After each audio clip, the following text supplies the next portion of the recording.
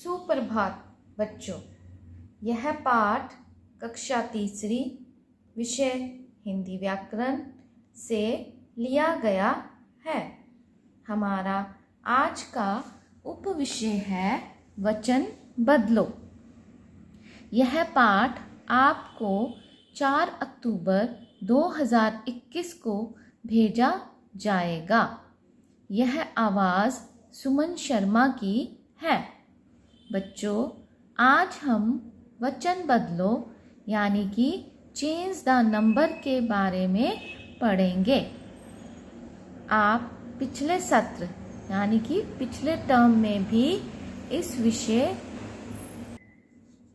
के बारे में पढ़ चुके हैं, इसलिए आप इस विषय के बारे में पहले से ही काफ़ी कुछ जानते हो। आज हम कुछ और वचन बदलो करेंगे। आइए कुछ उदाहरणों द्वारा समझते हैं। गेंद गेंदे, बेटा बेटे, कपड़ा कपड़े, माला मालाएं। ऊपर दिए गए शब्दों को पढ़ने से पता चल रहा है कि गेंद, बेटा, कपड़ा, माला संख्या में 1 हैं, जबकि गेंदें, बेटे, कपड़े, मालाएं संख्या में अनेक हैं, अर्थात 1 से अधिक हैं। आइए अब वचन की परिभाषा पढ़ते हैं।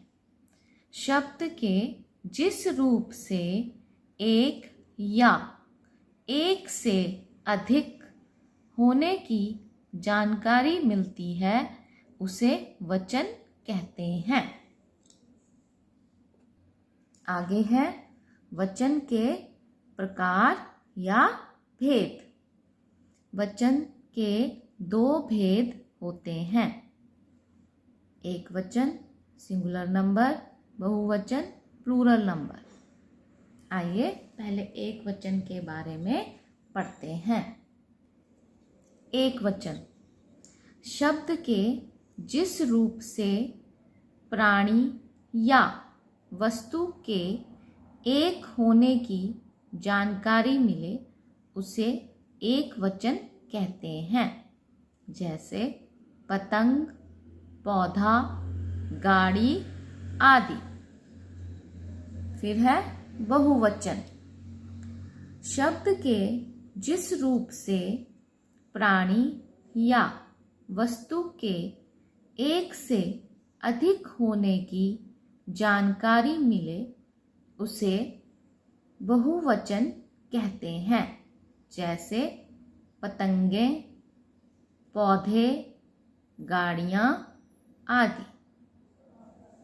तो बच्चों, अब हम 5 मिनट की ब्रेक लेते हैं। ब्रेक लेने से पहले मैं आपसे कुछ प्रश्न पूछने जा रही हूँ, जिनके उत्तर आप ब्रेक के दौरान अपनी हिंदी व्याकरण की नोटबुक में लिखोगे। तो प्रश्न है, शब्द के जिस रूप से उसके एक या अनेक होने का पता चले उसे क्या कहते हैं।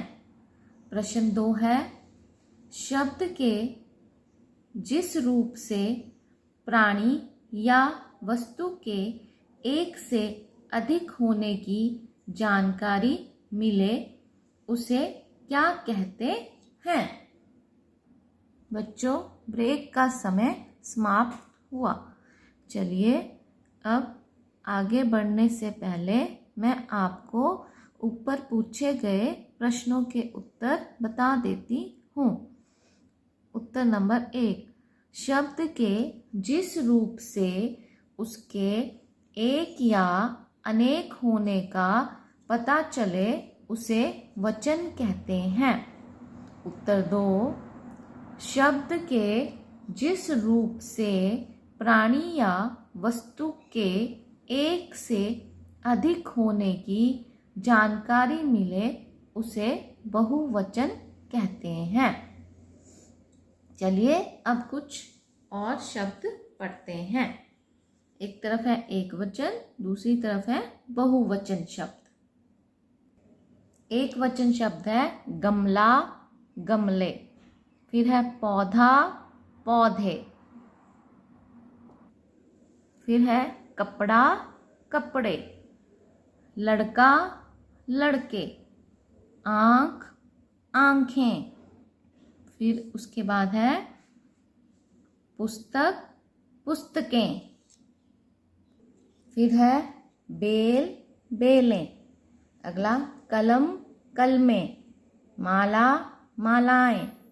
माता, माताएं। रोटी, रोटियां।